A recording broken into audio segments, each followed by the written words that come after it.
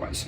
So the most important part for anybody to get anywhere with this is to make sure that you understand that your mind keeps wanting to figure out the how, the move the body parts, whereas your body knows to move itself as a collective, as a whole system.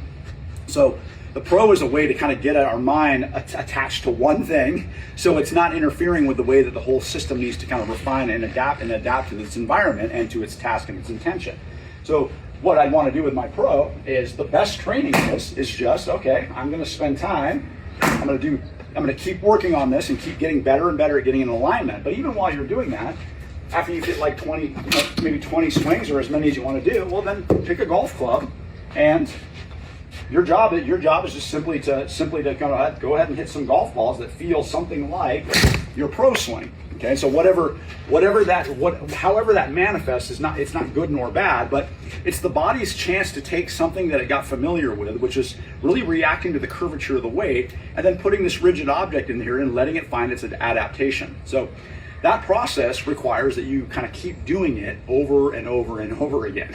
And so it's kind of if you can stay with that, like I think you asked me like specifically, well, how do I know when I'm doing it right, or how long is that going to take? Well, I think if you really did it for 30 days, you would be very aware, even if you journaled it out, at the end of 30 days of just maybe spending 20 minutes a day just kind of going through the process of pro and hitting different golf clubs, you would actually you would have new awarenesses, if you would. And that process needs to be manifested with as little interference with the mind. And here's the other thing that I would say is important, is that the body self-adjusts anyways. So like anytime your body makes an error, it always self-corrects. Like it's very receptive to understanding that it missed the task.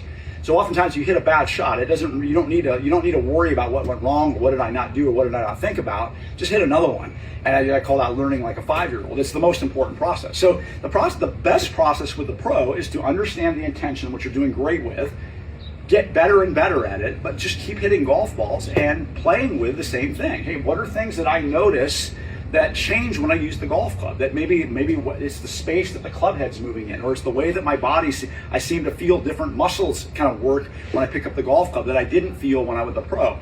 That constant back and forth and that curiosity, just staying in that very very self-aware of what your body is doing as opposed to telling it what to do, that's the sweet spot of learning.